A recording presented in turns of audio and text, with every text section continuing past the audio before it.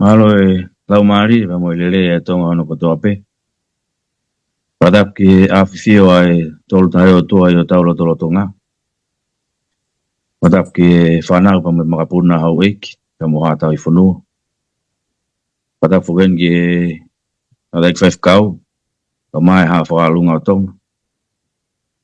Peo padap ki a sola pa mo i vulangi ku ki anga maheni ake mui mai he poloka maa koto hitapu ai ses au fitu te watu ki he haere anga wa mai ho tau eiki.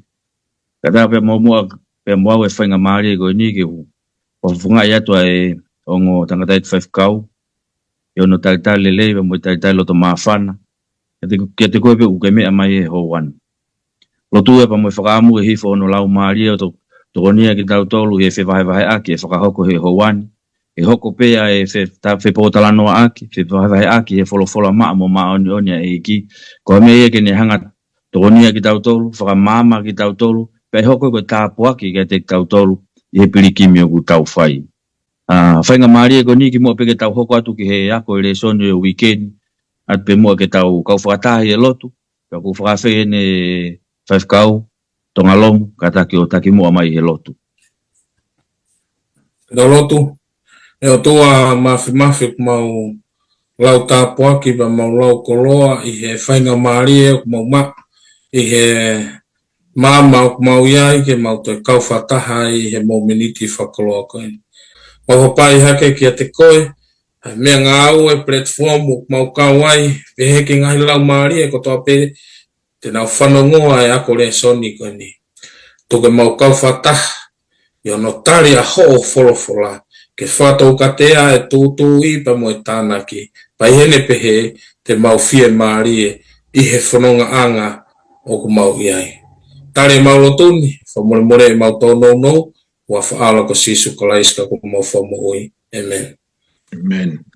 Yo tawa main ke weekend ele soni hono valu he weekend. Pa ko uru ele soni weekend o ku pehe ye ngai same. Pa ko ngai same o ku ko ngau ele soni goni. Pa ko nga uru akien te tau talano ke he weekend.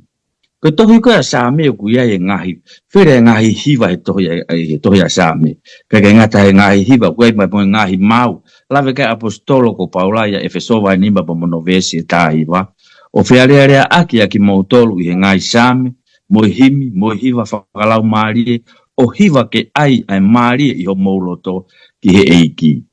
Pe te vita he ne same wa he taha nima. Ko hai e nofo i he whare whehikitaki.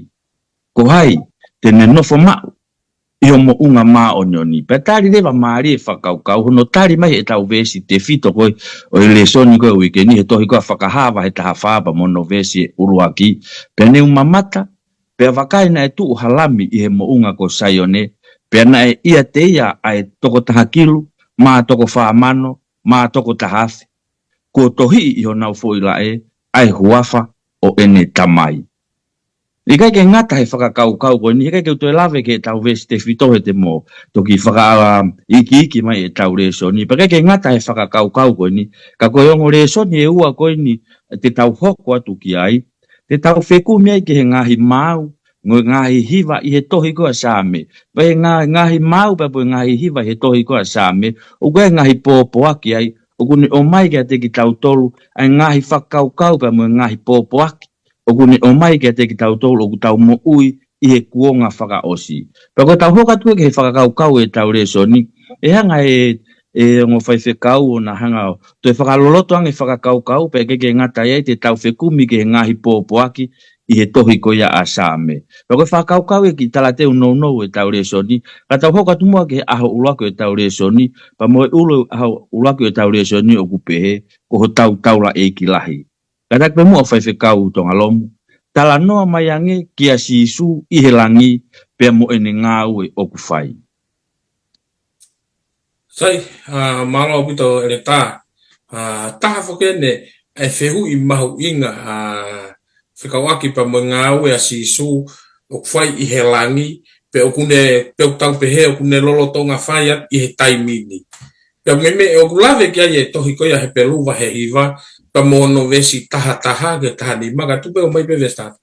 Kai he hoko mai a kalaisi ko taula e ki lahi, ko ngahi mea lelei e hoko. Ai ako mea aku hoko mai ko taula e ki lahi o ngahi mea lere o te ke hoko ka ko ngahi mea lere e hoko I he whare whihiki taki o ku lahi hake mu hao au pito na I kai ngauhi ake ia ai nima hono ko hono uhinga o I kai o mamani pia na I kai I he toto e whangakosi mo u ki polo a ene huo liunga taha pe ki he potu tapu ka I hono taa o ona kone lavai a huhu I tai ngata sai koe whatongia pe koe ngāua koe na sisu o ku whai koe I he langi o hanga ine toi ka he pelu o whakahoa heni pe kune hanga ui hen o ne hanga whakahingoa hen ko sisu o kune hoko ko taula e ki lahi aia kune hanga lewa o ne point out mai lewa ki tau tolu ki he whakawa motu a ki he natula koia o whakawa motu ki he natula koia ai whare feitaki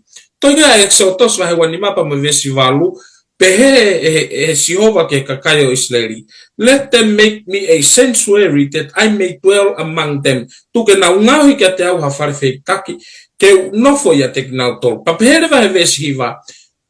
Talanga rewa he vesi hiva wahe wani mape. Te meo ngauhi o whakatatau ke ngahi mea kotoa pe te whakaha kia te koe ke whakatata o e whare whehiki taki. Mo e whakatata o hono ngahi nau kotoa pe. Sai, te taulawa rewa o mahi no I heni, o ku rifea kotoa pe ni ke natula pe aku moe a takai koia o e whare whehiki taki. Ko e whare whehiki taki, ko natula koe ne o e taula eiki e whare whehiki taki, o ku ne hoko, talamai ene, o ku ne hoko ko e mediator. Ne hoko ko mediator between God and the people. Pe ku ne hoko ko e o talamai ene ko tau kapo, pe ko whakalaloa, aia ku ne hangeu ne tū wahaaba mai kakai pa moe otua, I he whakawa motua, I he whare whehitaki a koe ni mamani. Peo talamai heni he hoko atu koia, e hoko atu koia e reso ni heni.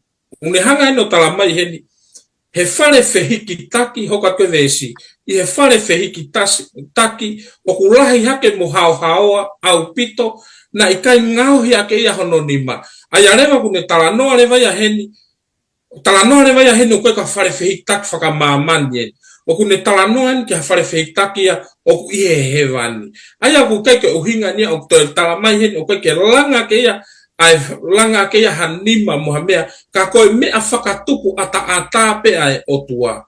Aia rewa koe natula koe ni koe ia I he whare whehitaki, o ku kei ke pehe o toi ngau ia fui whare mawahi I he vani. Ka koe natula pa mo ngau e koe ni koe o ku whai e sisu, na o whai na e whai koe ni he taula e ki lahi I he whakawa motua I he whare whehitaki, koe ngau e ia o ku whai e sisu, koe whakalaloa maae kakai, pa mohono kakai, o I kai whakafonga I he taa o e lami pe ko taa koska talamai o kune whakafonga ia I hono taa pe o ona pa kune whakalaloa kune hange kune tau kapo o ngau e aki e ia o keke ne toi ngau e aki a hawhei laulau ha monman ka ne hanga o ngau e aki a hawhei laulau ko ia a hono taa ai arewa ko ne ngau e o kwhai e ne taa o kune nofo koe hoko koe whakalaloa, pe kune hoko koe tau kapo ma ki tau tolu, o whakafonga I hono taa, kau ki kai ko hatoi taa. Ai arewa,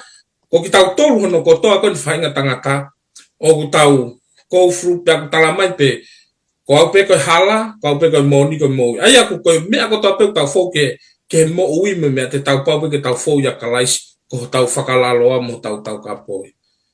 Mako ia pe. Mariela be mai no pito e whakaukau. Katak pe mua whakau Samson lolo.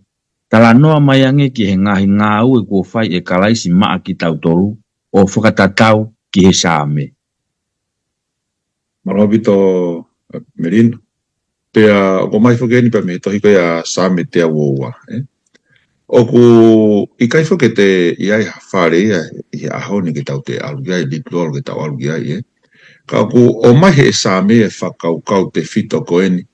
Ai ngau e koeni e whakau koeni e sisu. Pa o mai he tohi koeni koe a saame te awoa. Pa ku wai e ngai whakaukau wai e whaku whio o mai. Lave kia e saame. Ai a koe urako e merino, koe malu, koe whakawhetai. Pea mo e whakamau maa ni one. E saame te awoa. o ku te ulawe henga ka vinga ko ni fa ko ni mo hu pesi ono mo hu fia ke merino a Jerusalem ke ai merino i nga hiloto a maka ko vesi ono mo fitu vesi balu ke ia te ko ai merino ia kalaisi ko merino mo oni wai puna ke na ne pe ko nonga mo oni the only real peace that I have dear Lord is in you i ne fe la ko a kalaisi ko ia tau mawai o trano ga Paulo to ga loma ko ia i whakatonu hia ia tau tolu he tui o tau merino mo o tua i o tau eiki ko si su kalaisi trano Isaia ko e prinisia o merino ai o tau mau e ki tau tolu ia i he taimin o i kai ko e tau alu ki Jerusalem ka ko tau wapa mo o tua trano ke whakawau ko e malu pe ko security he vesi fitu o kutalanoa ia ai rewa kutalanoa e poto ko e whare maalunga ia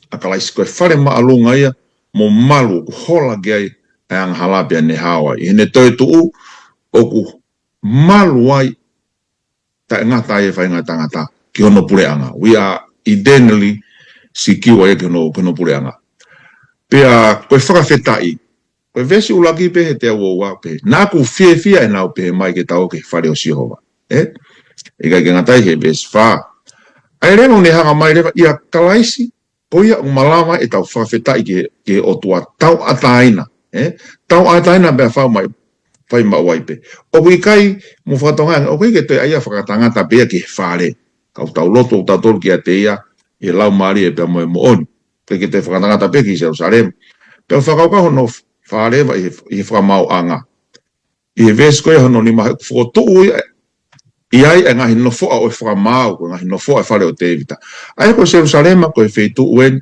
na e whai ai ko e whamau totonu ai na e pure mea Tevita aki e whono ko ni a Sihova ko kalaisi ngawe ko kalaisi ko tau ko e whamau ma o nia tene pure tano ke ngawe mai tahvitu vestol taha ko hiko ne ko tofa e ahtene whamau ma o nia ya maman i he tangata o ne whanof pa o ne whapapau ia aki en hanga whokotu ia pa me he pekia ai ko kai nga tui ko toa pe tau mawai amanaki whamunu ia koni ai ko whakaukau ko whihanga o mai ko osi atu e te mpare whamamani o hanga he same te awo wau ne hanga whakamanatu mai ka te tau tolu o e whanau ia kalaisi ko tau kawai ki tau tolu ia i he Jerusalema po he wani ko ia i Jerusalema ai ne tano kai ai whaiwhikau ai o whai ai ngau e whakataula aiki ai o to ke tau pehe pe tau tolu ia i he tau fia ke tau o ki he whare o Sihova he tau ilo koe ha o inga ia kalaisi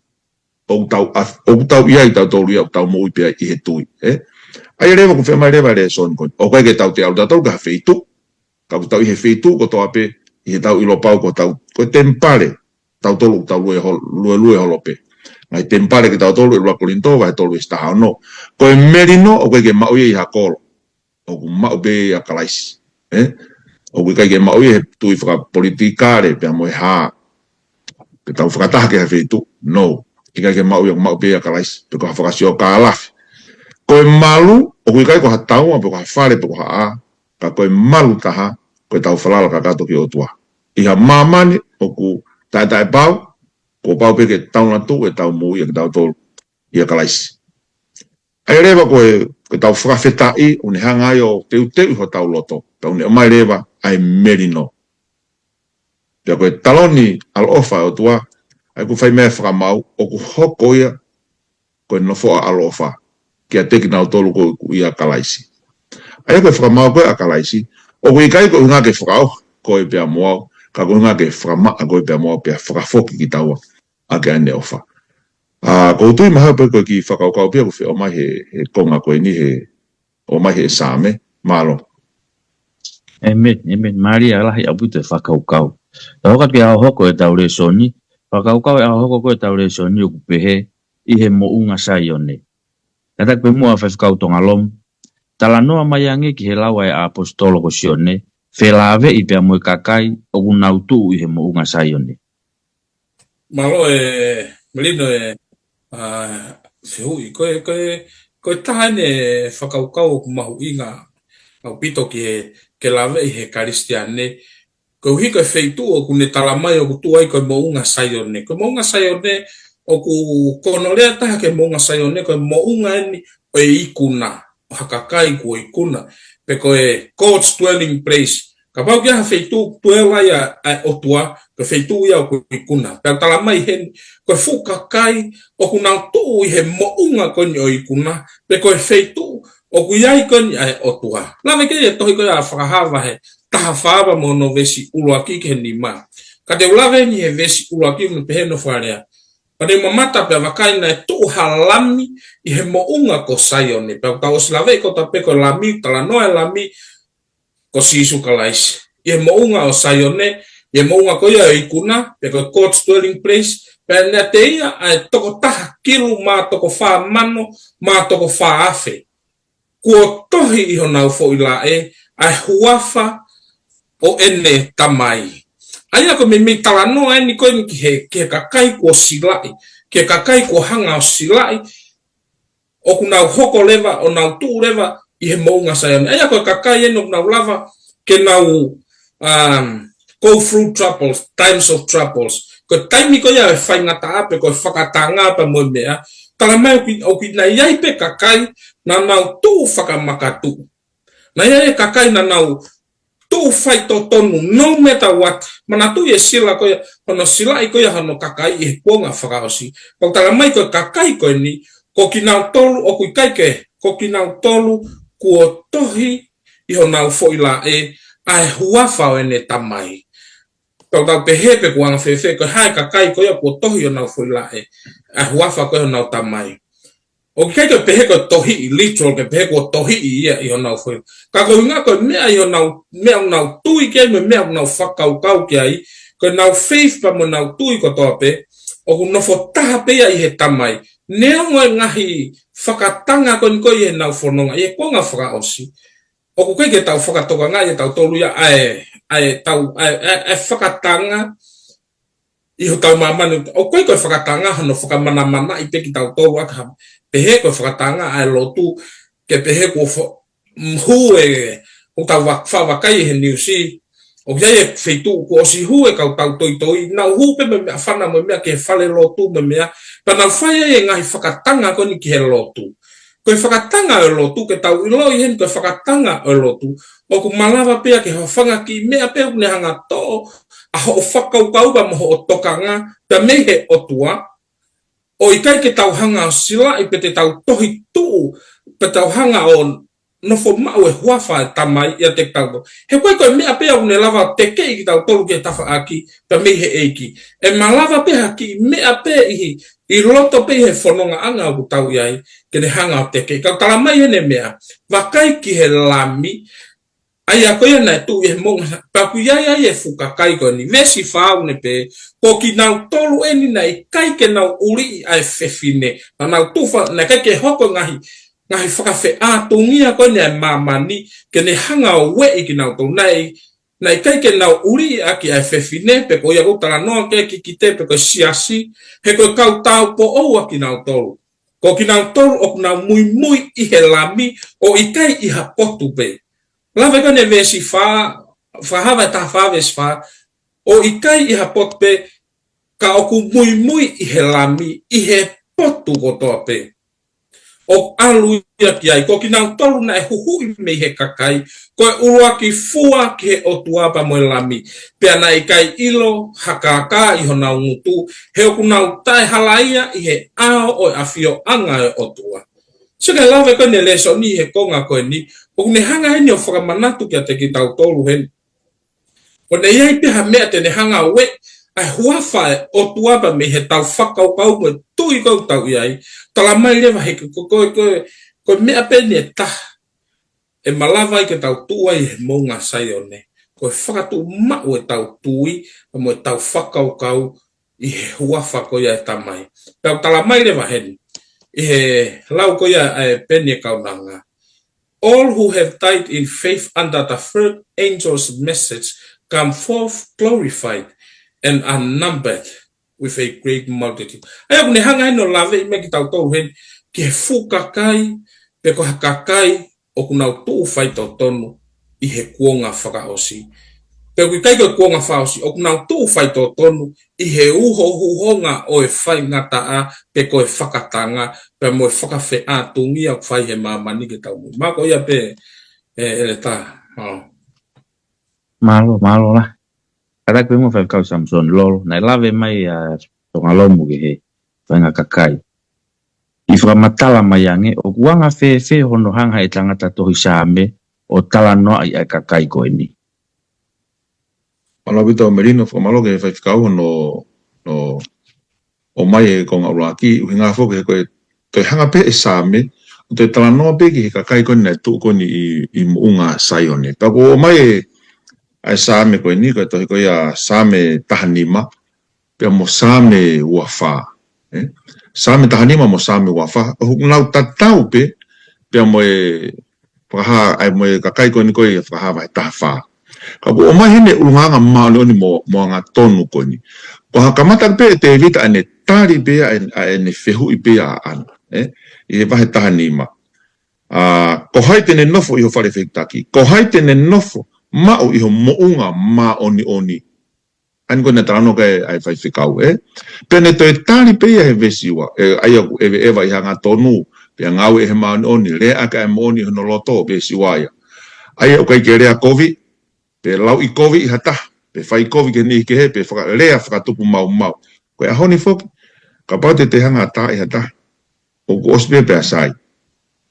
O ku la vea lahi ange, whatu tamaki lahi ange lea ai, ai lau I COVID I, pe mha ate lea, mha ate sio, o ku mau lahi ange, O ne tau he palo mesi, neonga ne whakamamahi, o ku kai tene toa e totong whakafufu, koe same tahanima, ko same wafa, o ku maa ni ma moloto maa.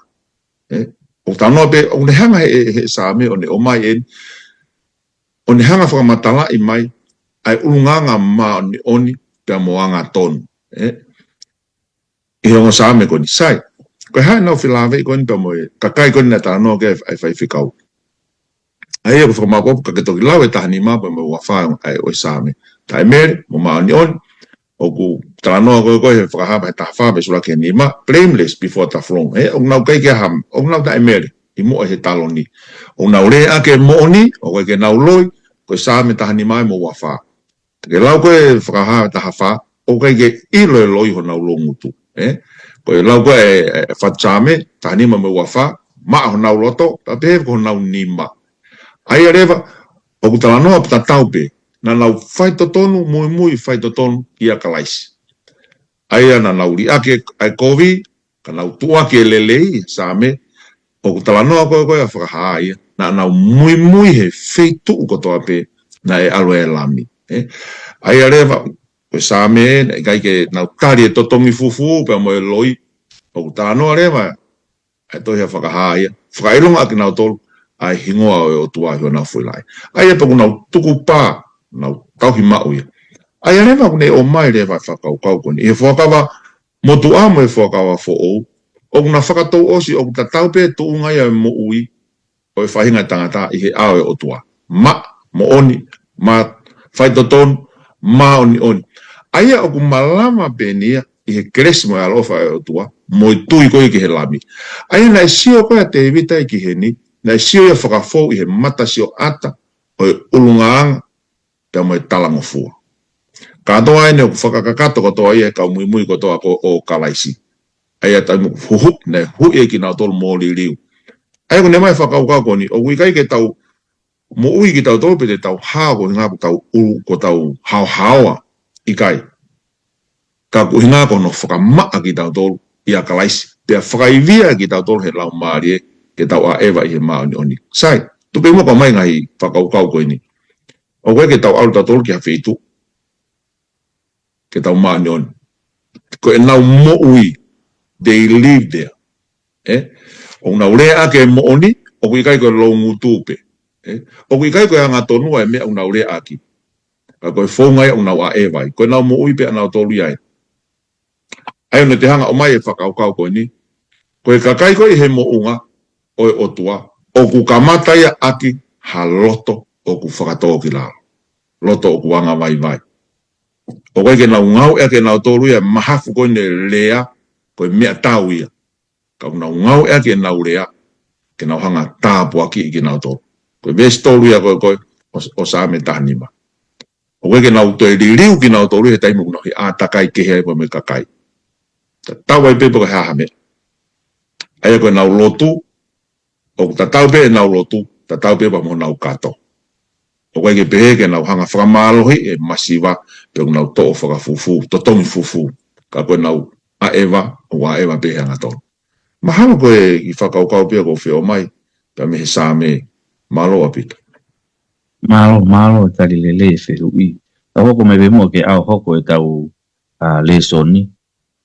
Aho no hoko e tau le soni o ku whakakaweinga o pehe fono i o tau ngahi loto. Katak pe mua whiwhakau tonga lomu. Tala noa mai ange ki he nau o Sihova i eni whakahaa ia ki a Mosese. Malo e le ta. Fehui foki hanga foki eni koe kole foki eni kole whamamate eni a Mosese ki he o tuaka Sihova ke whakahama yange a ho o nau. Ke whakahama nge ho o nau pe ke whakahama ho fofonga ki a te au. I vesi i vahe tolu pa mono vesi tahavalu ke he ua tolu tala noa hen ke kore koe nai whai. Pea tari ange ki ai e sisu o kui kai te ke mawhai ke mamata ki hoku fofonga he kui kai ha tangata tene mamata ki a te au pea mo ui. Kanani talange kai he vesi ki muai te whai ke hātu e kua angalelei ko toa pe iho ao pea te whakaha ai huafa o Sihova iho ao. Pea te ofa mata a tāpe ki a te ia o kuloto ke ofa mata a tāpe ki ai. Pa te alo ofa ki a te ia o loto ke alo ofa ki ai. Kore ia koni, nai whai koni ko ia e Mosese. Pea ia vahe tolu ia. Ia vahe tolu whaa rewa. Pea nai wholofola rewa Sihova ki a Mosese. Ke tā maua maka lafa e ua o hange koe uluaki maka. Pea te utohi ki he ongo makani, ai ngahi lea na e ihe uluaki maka, ai ana ake maui. Ai koe uluaki maka na e tala noa heni ki he whono pe koe whekau koe e hongo fulu, i he uluaki. Mana tu i he vahe tolu koe kore ni a Mosese, kene mamata ki he nau koe a Sihova. Pea talange rewa pea wholofola rewa Sihova. Kene toi ngahi ki a te ia ha maka lafa, pa te whakaha ki a te koe, a hoku nau. Aia koe a hoku nau. Aia koe na ke uluaki mau i. Aia koe nau koe na Sihova. O kui kai koe nau pena, koe nau e na Sihova. Aia koe tala noa kai koe whekau koe a e hongo fulu. Aia koe whekau e hongo fulu. O kui kai ke pehe koe whekau pe maa ki tau tolu whahinga e tangata. Ka koe nau pa mo toonga mo uia a Sihova pe koe otua. Ta lawe rewa kia e vesi hono mahe tolu wha. Pena ha erenga Sihova i hono ao, o ne wholofola ko Sihova. Ko Sihova ko otua, oku ha, oku alo ofa, mo ofa mātata, oku kātaki fuoloa, pea mohu ia ngalerei moi mo oni. Oku ne whakaha ai alo ofa ki ngahi toko afe, i he whakamore ai ia, mo talangata a mo anga hala, pea i kai au pito whakatonu hiai, ai hala ia, he ua ahi aki ki he whanau ai hia ai mātua, pa ki he hako e nau whanau, o au ki hono tolu mo hono wha o i tau tangata. Ai arewa koe nau koe ni koe a Sihova, nai kore koe he Mosese ke ne mamata ki ai, pe hanga rewa he Sihova whekau, tā e maka lafa, pa te whakaha ki a te koe whono, pe koe whekau koe a hongo fulu, ko e alo ofa ia o tua mwene, ofa mwene kātaki wholoa, mwene angalerei, o ku hako toa ia hen. Tau tala mai rewa hene toi ka sāme, taha hiwaba mono vesi nima. E Sihova, kua manatu ki ho hua wha, ihe po, pe au whai ki ho o whono. Ai arewa kune hanga hene whakamanatu eni, kia teki tau tolu heni, loa in our hearts. Aya koe whono, koe nau pe koe ngahi mea ia, koe mea nai mo uia ke koe ia, he otua. Pea ko hono nau ia nane whakaha koe ia ke a Mosese. Pea une hanga rewa heno tala mai i he sāme, e sihova, ko taimi pe ko manatu ai ki ho huafa, ko manatu ai ki ho lerei, ko manatu ai ki ho ngai alo ofa, ko manatu ai ki ngai mea ko ia ko ke whai ke moui, ko tala mai lewa, o kune whai lewa ki he whono. Ai au ne hanga whaka manatu mai kia te tau tolu, ko hanga he huafa a sihova, wha manatu mai kia te tau tolu, hono ulunganga, o kune hanga hono ulunganga, o leads tau tolu, pe kune hanga tataki tau tolu, ki he tipa obedience, ki he talango fua, mo e whai to tonu, i he whanonga o tau iai. Mako ia pe ere tāmara. Malo lah ya ubita. Whakau Samson lolo, na e lawe mea tonga, whakau aki pa mo e whono. Kataki, koi hana e mahu inga o e whono, ka pau o ku whakamo ui ki tau tolu i he tui. E maro vito pe maro ke vai whakau e mai konga uraki. Sai, o mahu inga ne whono pakuti koe ka weinga ne o talanga, talanga o se whono ia kai tupe ke tari no atu te whenga pe ke tari ke mahini. E whisoka hua ve se walu, hiwa pa me hongo fulu. He mo moui he ofa pe i he tui. Tau mui ta toko keresi mata ata pe o tui. Ai o tua, ka ne tai ua keresi, ke auha ki tau tō. Pe o kui kai mea te mo tō ruia ka koe whaki ai o tua, mea ofa. Vesi hiwa, o kui kai hinga hinga awe te rina pore pore tangata. Sai. Ka ko whela atu mai vesi hongo fulu. He koe ne ngāwe a ki tau tōru ko whakatupu ia karaisi Isu, ki he ngahi ngāwe lelei. Koe whakamoui, salvation is a gift, not earned by obedience to tala. O koe ke tau maa, ke tau tōre tau hiko ia e whono. Koe keresi pia. But, ka koe whakamoui ki tau tōru ki he tau mua, ke tau moui, ha moui o whakahoi fua ki otua. Aia rewa, o kui kai koe tau whae ngau ele rei, pe koe tau he whono, ke tau moui. Ka koe tau he whono, mo tau ngau ele rei, koe uhinga, he kua os whakamoui ki tau tōru ia. Aia talamai rewa ia ulaksione mahe nima ves tolu. Aia rewa koe tau talangofua koe ia koe whae ngare rei koe ia talangofua koe ki he whekau pa moe whono koe o tua. Koe tau ofa. He ko eni, ulaksione mahe nima ves tolu. Aia ofa ki he o tua, koe tau whae ki he ngai whekau. Pea ui kai whakamamahi. Aia rewa koe tau ofa koe ki he o tua. O kone tatake tau tolu koe tau talangofua koe mea whakawhie fia ia. O kui kai ke tau wiri fia. O kui kai koe whakamamahi ia. O hoko e koe mea whakawhiawhia ka te tau tō. Sai, koe toi whehu i reo.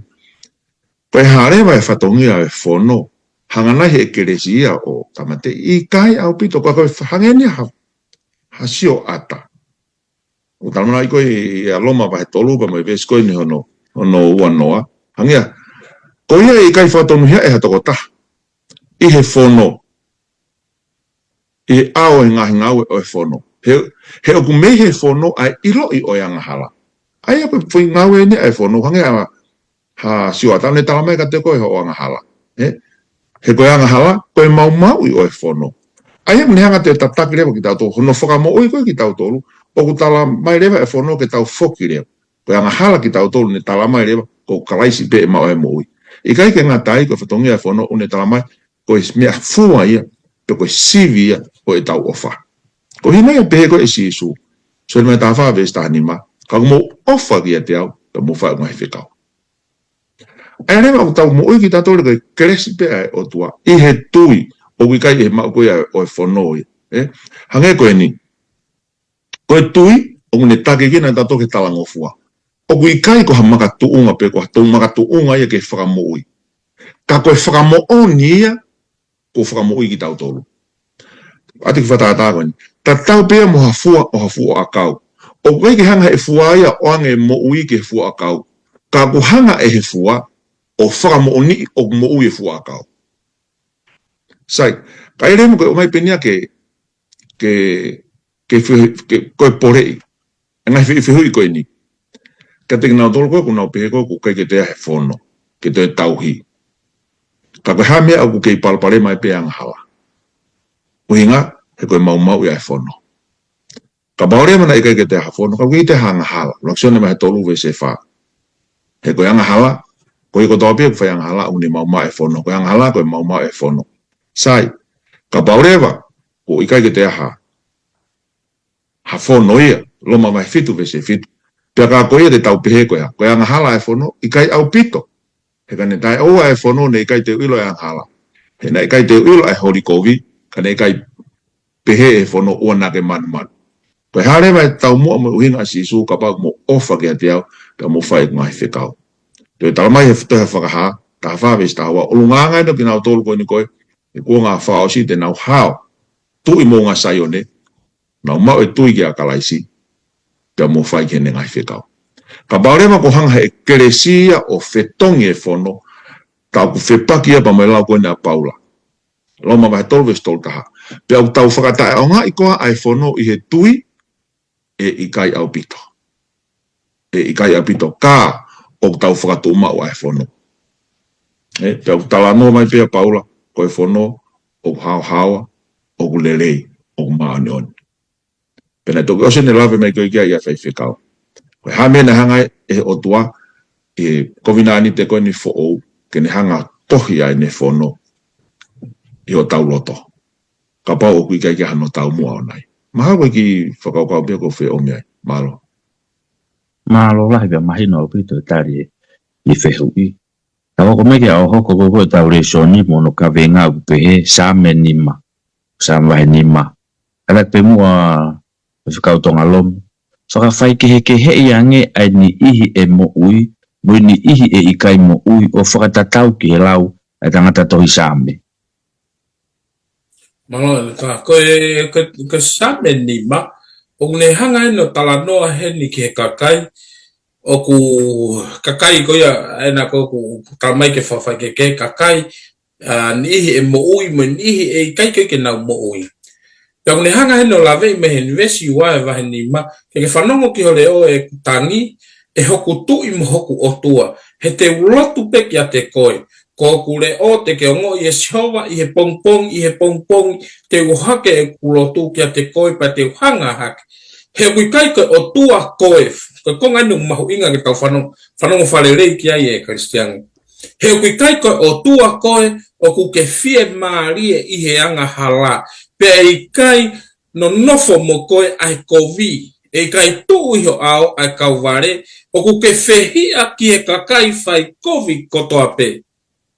Hanga he lotu koe ne tangata tohi sa meo hangeha ne lotu, o ne hanga whakakore kore ki he otua, pe ku ne vilitaki ki he otua. Ko ne vilitaki ki he otua, ke ne whakatoka ngai pe ke ne afioi, ai loto koia ai tangata tohi sa me. Pau ne tala mai heni. Koe whai kehe koia e toko taha ni ihi koia mo ui, pe koe ni ihi koia e i kai mo ui, koe ni ihi ni koe ki kai mo ui, ni ihi ni koe mo ui, aia koe ni ihi vesi uruaki, mo vesi tolu.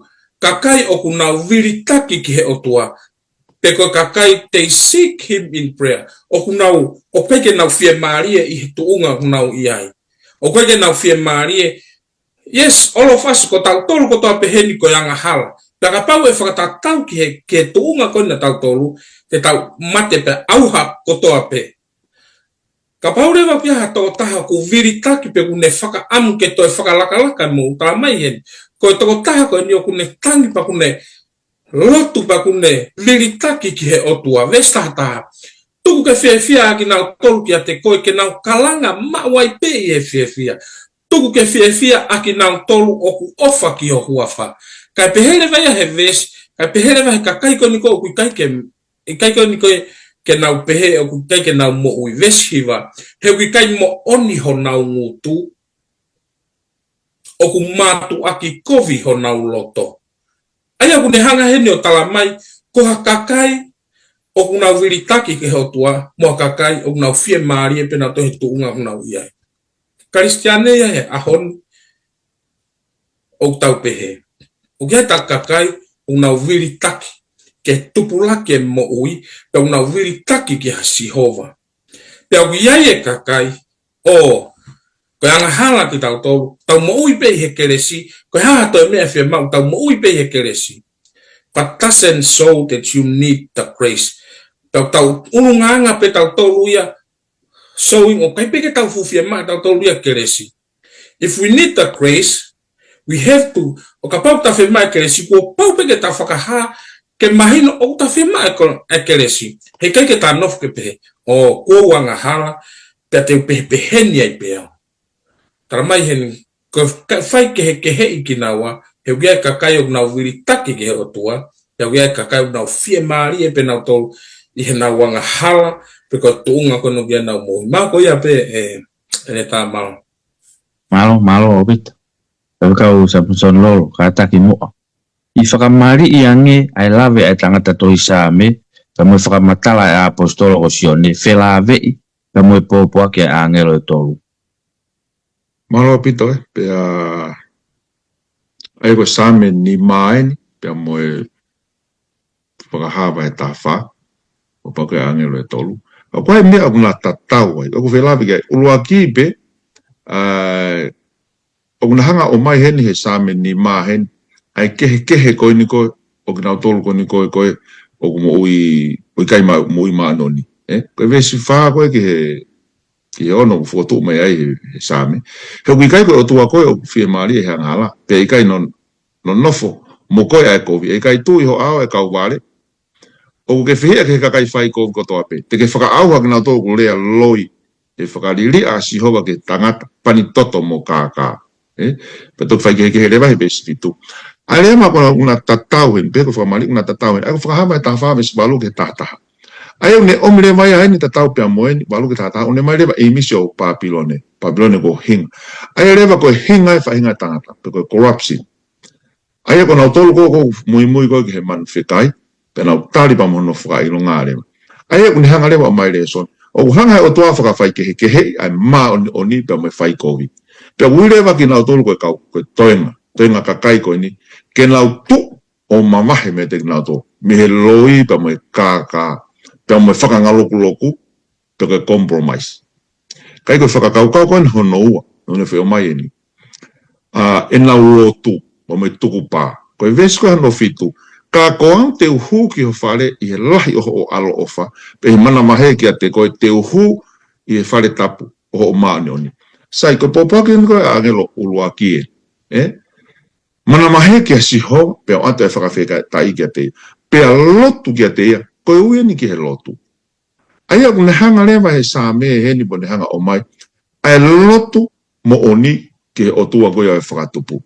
O kai ke whakate fito ni ai a whainga, o wow, pe ko ha whainga, whaunga. Ka koe loto o apasia, honga ia, pa koe mo oni.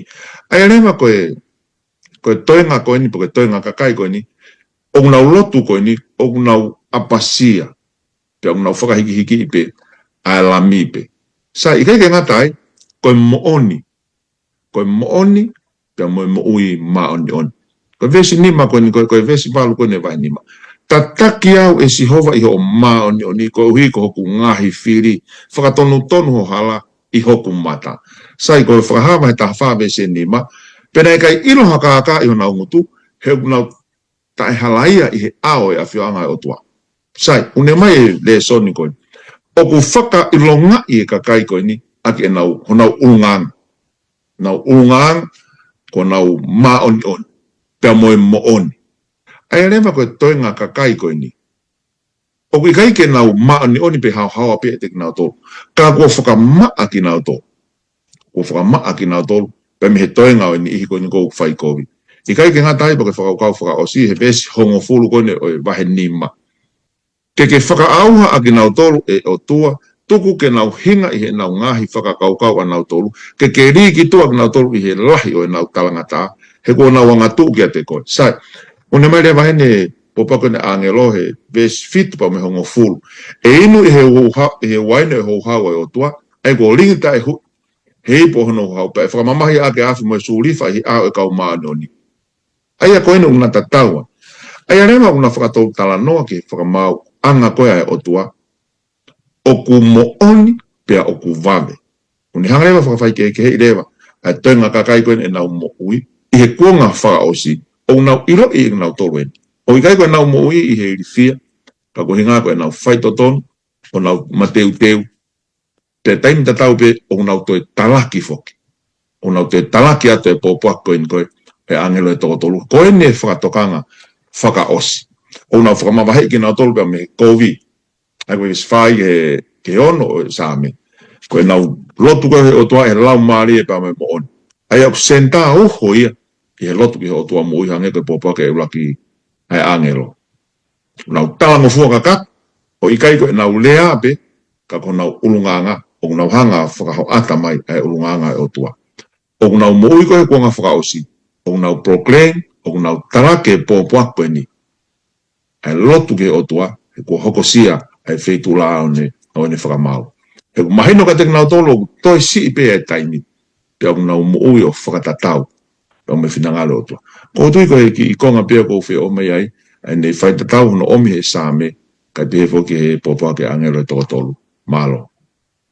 Malo la he au pito e tari e whehui. Ako ko mege aho whakaosio e tau re soni, ulu e aho koe ni uku pehe, e ako iho hala ki he toko taha mau lao. Atak pe mua whawhkau tonga lomu, tala noa mai ange ki he mea na e pore kia e palo fita ko isa ia, hiri ange aho no whakamaa e neanga hala. Alo e le tā, koe hiri ange tau ngahi, hiri ange ai ngahi ako le soni pa mo ngahi ka veinga ko tau hanga tāla ngai i he le soni koe ni. Pea kune hako i lewa ki tau tolu i he le soni koe ni he whakaukau koe ni koe no ui koe na Isaia. Wahe o nopa mono vesi ni ma ki he walu. Vesi uruaki ki he walu. Ka te umai ene vesi ni ma. Pea nei toki pehe, kou mala ia au, he kou auha, kou hiko tangata longutu ta e maa au, pea kou nofo i he lotolotonga o e kakai longutu ta e maa. He kou mamata a hoku mata ki he tui, ko sihova o e ngahi kautau. Pea ne toki puna mai e tō taha e se la fimi ki a te au, na ihono ni ma ai malala iaf aia na ane toa ki a hikof, mei he wheilau anga, tanane aia ki hoku ngutu mone pehe. Wakai kua tau ai me ani ki ho lou ngutu, pea kua to'o o ave hoohia, pea kua whakamaa hoanga hala. Pea toki pehe rewa Isaia, pea ne whanongo ki he reo o Sihova, na e pehe, ko hai te whekau, pe ko hai e alu maa mautoru, pea neu toki pehe, ko au eni ke whekau wau. Na osi whaka amu pa na osi whaka anawa mahalo pea Isaia ia kene alu pa kene hoko koe toko taha mea ngāwea ke he eiki. Kana iai e mea na ne puke tuu ia ngako ne wakai koe ke tuunga koe ia oku iai mo ne anga hala. Pea ne pehe. Hange ke te au oko tae maa koe mala ia au ia. Kata hange he o tua kua whakamaa hoki ia. Pea ne toki pe tamai hiri ange kono whakamaa koe ane, whakamaa koe ne anga hala, pea ne toki pehe, ne whanongo ki he reo o Sihova, nā ne pehe, ko hai teu whekau, pea ko hai e alu mautoru, pea nau toki pehe, ko au eni ke whekau ai. Pate tau whātoa ngai he ne lave koe ia vesi, tala mai he hiri hono whakamaa e ne anga hala, pea nā ne whanongo ki he reo o Sihova. Taku me hanga ko i ki tau tolu hen. Our focus is the one that we serve. Oku based on the one that o tau serve. I he toko taha koia oku tau ui pa ke tau alu ki hai. Ka pau ko ha toko taha. Ka pau ko ne hanga o whakamaa hohia. Ka pau ko ne hanga o whakamore mole i hoanga hala. Ka pau o kune oatu ke te koe ai keresi. Pau talamai le vaini. Ka pau lewa ko ke whakamaa ia mea te koe. Pea ko ke whanongo ki he ui, ai toko taha ko ia, pentala mai, we have to listen carefully, pentala mai, ko au eni, whekau iau ke aru. Ko based e tau alu, and our ways me whanonga ko tau whai, e whawhalala pe he toko taha, une whai ho tau i. Ka pau ko ke ongo i ka te koe, tala mai ka te koe, ko toko taha, ko ne hanga wha more e kuia. Ke sio pa ke wakai o kia e lau pehe, bautu te nofu pa te wakai kia te koe pa mo to unga o ke iai. He kai pete ke fie alu koe. Pera pau pete ke nofu pa ke wakai ki he toko taha ku ne ui koe. Tala mai heni, ko au eni, whekau ia o ke alu. It's all based on God and his character. Whalala pe i he otua ta mohono ulunganga. Ko talatu pe ne mea ko mea mo oni ai whalala pe moe focus i ulunganga pa mo tuunga to taha ko ke serve ka pau ke ilo ka o tua ko ia ka pau ke ilo ko ne o fa ta fili mana ko me nothing will stop you ko tamai hen fanongo ke le o ko ia siova pa ko pole ia ko makita o tolu hen fahinga ko ia tangata pa mo kristiane ka pau le ko ke o ngo i kia te koe po ke ilo ia tu unga o tua ko ke lotu ki ai. Ko foi taramai ke hange pe ko Isaia taramai hili hange ko ia panetari. Ko au eni ke whekau ia.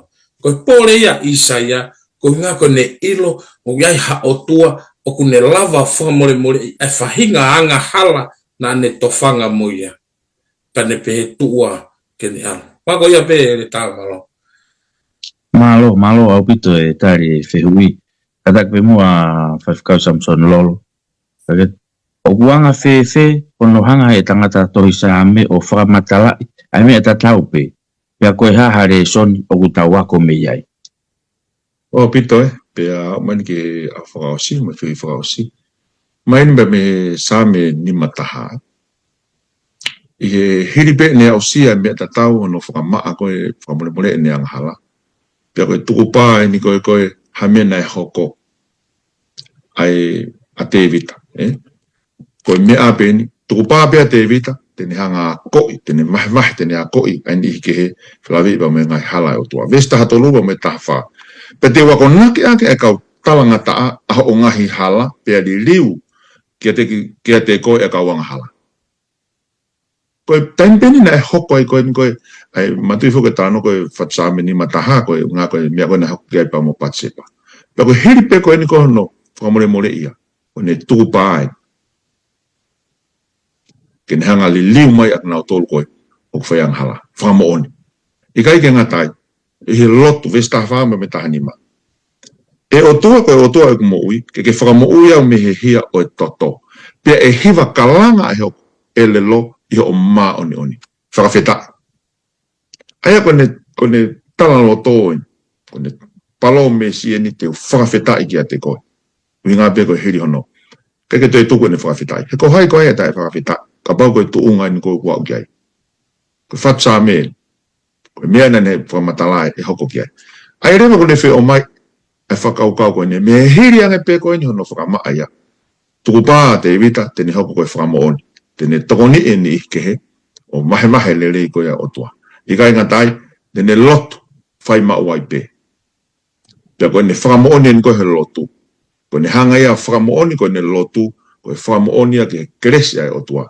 Ke uia e ni ikehe, ke nau tafoki fo. Ai ne o mai eni koe whakamore more mo oni, o koe kai ke ngata pehe ne taki koe ki ha loto o kuma, ka oku ne liliu koe, oku ne taki kina koe ki ha mo ui oku liliu. Oku ke hanga wahe ai e keresi ai o tua pa mo ni ikehe. O whakalangilangi ai o tua, i e whakawheta i pa mo e loto. E taimi kou hanga he keresi ai o tua whakama ai ki tau tau. Koe merewa koe tau honga ia, tau ni hanga rewa ue i ki tau tau. Ke tau alu rewa pa me hala ia, ki he whakawheta. Tau alu rewa pa me whakalongolongo hanga ko te evita, ki he hiwa.